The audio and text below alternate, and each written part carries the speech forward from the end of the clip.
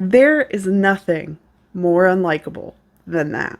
Also, is hella still cool, or did I just age myself online? Hey everyone, welcome back to the channel. My name is Sam. If you are new here and this is the first time you are seeing my face, welcome. I make weekly videos dissecting internet nonsense, so if you're into that kind of thing or you like today's video, I hope that you'll consider liking and subscribing. It really helps out the channel and it makes sure that you'll never miss another upload from me. If you're a returning viewer, welcome back.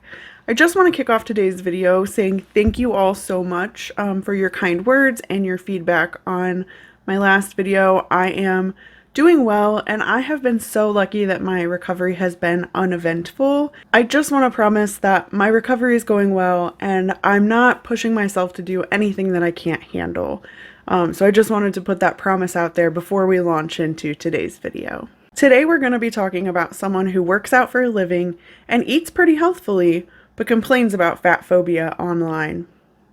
She's not fat and has had a restrictive eating disorder, but complains about fat phobia online. She regularly records herself walking and biking to get her food and Starbucks, but don't worry, she leaves time to tell people online that they're fat phobic. Do you know who I'm talking about? Could you pinpoint that TikToker? If you guessed Anti-Diet Pilot, who's previously called Realistic Recovery, you would be correct. I want to take some time to focus individually on Anti-Diet Pilot because much like the other thinfluencers that I've followed who claim themselves to be anti-diet culture, she has wandered into the health at every size and fat acceptance realm, telling fat people how great it is to be fat while not being fat. And that shit drives me bananas.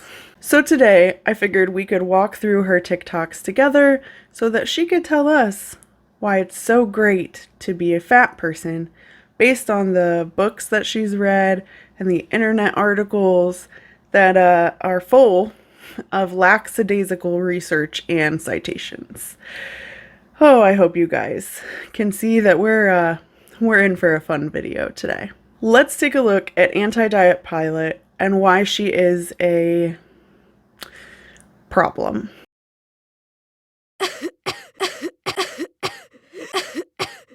Okay, so this TikTok was short, but I wanted to start with it because we can see that the text says you must be sick if you think it's healthier to be fat than to have an ED.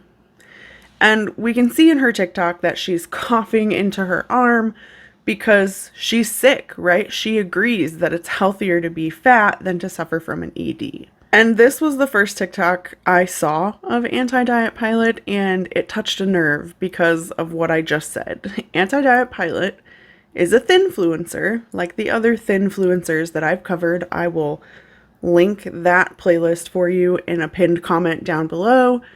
But she is a thinfluencer who has latched onto health at every size and fat acceptance. And even though she has not been fat, she has not been obese, she is here to promote that it is healthy. But we can clearly see that she's a thin woman and she posts full body shots on her Instagram. So as you can see here, she is not obese. And I mean, honestly, I wouldn't even describe her as fat. She openly makes TikToks about recovering from a restrictive eating disorder.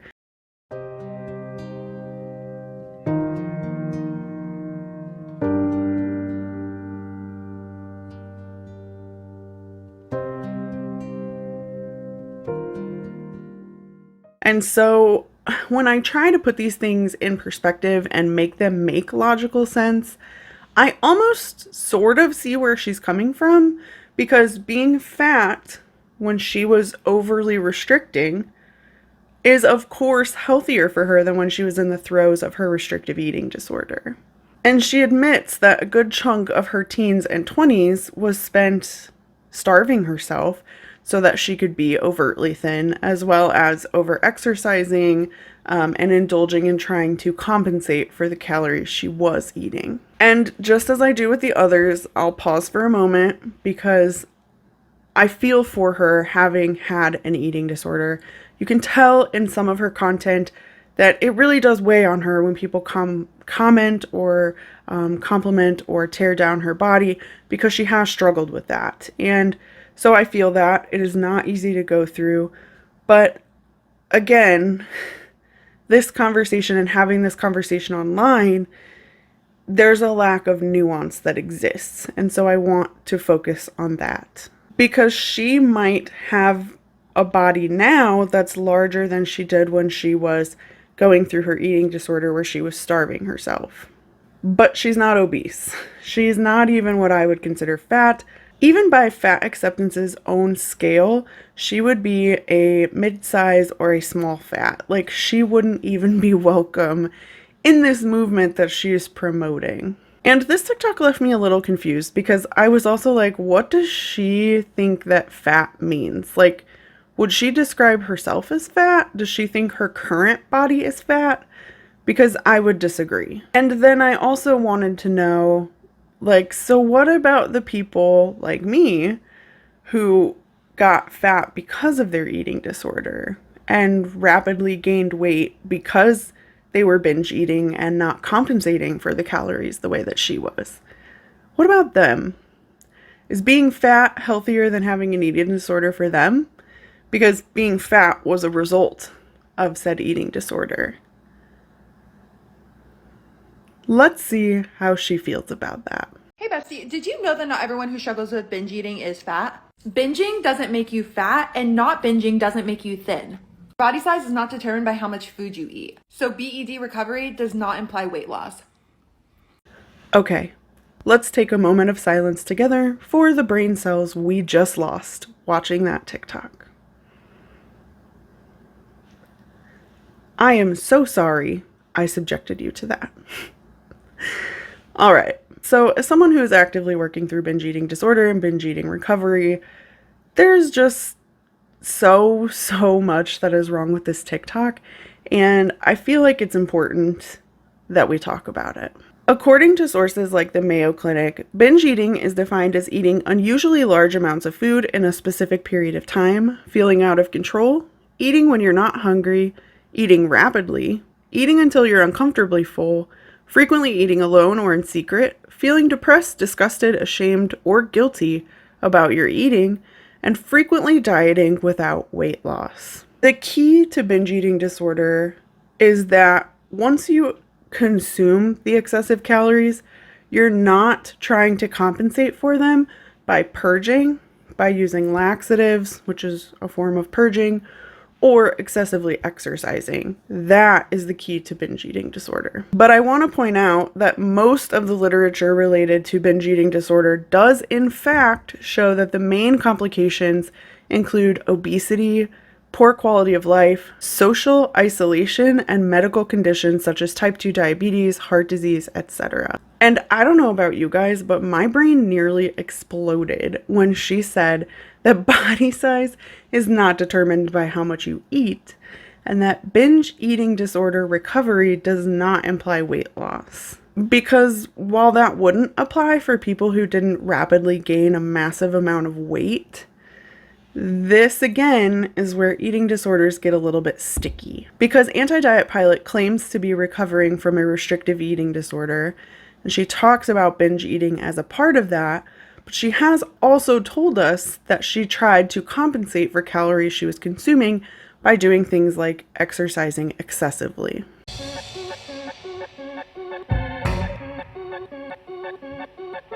And I'll admit, I don't know what it's like to live with a restrictive eating disorder, and I don't know what it's like to recover from a restrictive eating disorder. And when I say things online, like it's not okay for these intuitive eating dietitians to tell folks to go out and buy their trigger foods when they've had binge eating disorder, sometimes I do get critical comments, and I want to make it clear that I appreciate them, because people will say, hey Sam, I had a restrictive eating disorder, and actually part of my recovery was to go out and get my trigger food. Like, that is what I'm doing as a part of my recovery. And those comments, while critical of the things that I'm saying, are helpful to my perspective, and they help me understand that there's another side to this coin that I haven't experienced. It reminds me that what I went through is very different than what some of you have gone through. And even though we didn't have identical experiences, it reminds me that we've all been through hell, right? And I have mad respect for the people who are in hell, who are walking through hell, who are fighting to get out of it. Like, it's a lot. And I have mad respect for the people who are working to better themselves, whatever that means for them. So I just wanted to put that out there. But let's get ourselves back on topic. Okay, here's another one. Living proof right here. Fitness is not synonymous with weight loss. Since that video in February, it has been my goal to get my mile back to 6.5 minutes. And would you look at that?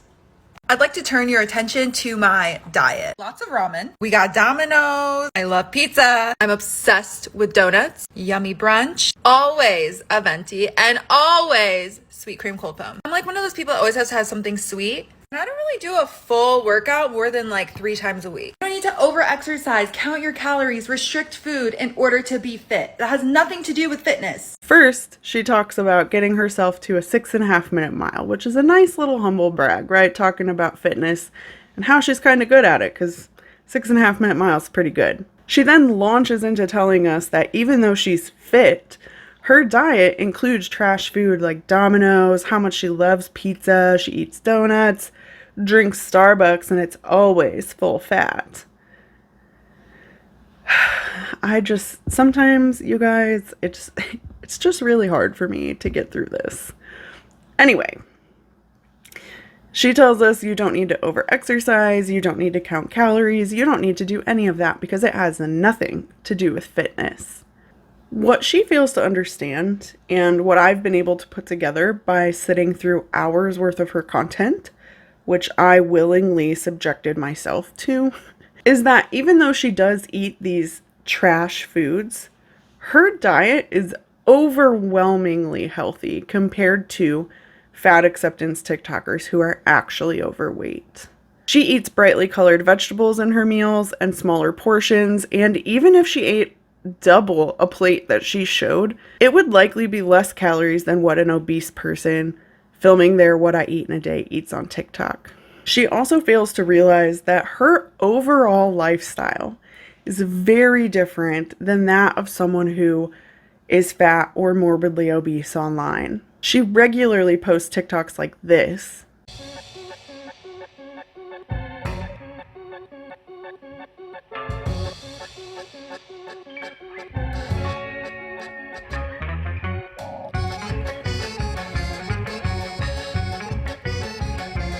Most people who deal with obesity and or are more than a little overweight, they don't live like this.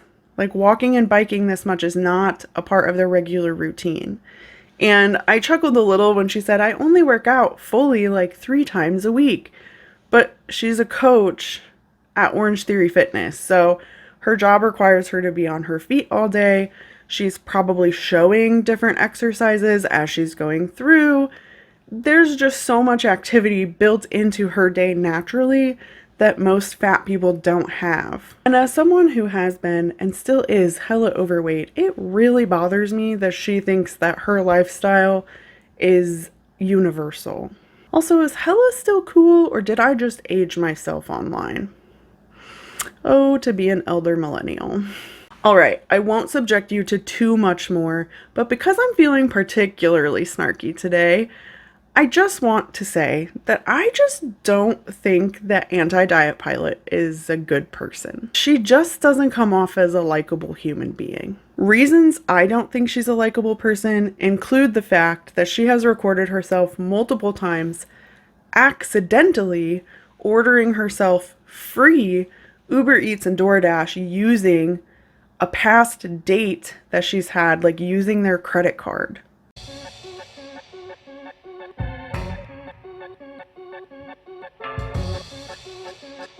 A little update, it's been 4 orders and this man still has not said anything. Anyways, I ordered so much food that they gave me 2 forks. What's up, hungry bitches? I don't know how many weeks it's been, but I'm still ordering from DoorDash for free. For legal reasons, I can't disclose why. Let's get into it. She has also stated for the record that she will not pay for a date. Oh, silly boy, I don't pay for dates. She does not fly economy.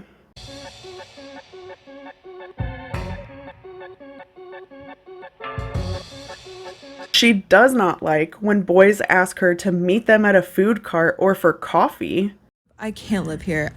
If another man asked me to go to a fucking quirky ass little coffee place or like to go to like a food cart, I'm gonna fucking throw up. And if she goes on a date and they try to connect with her based on the fact that she is a fitness coach at Orange Theory and they start talking about their diet and exercise routine, that is a no-go and she will cut them off.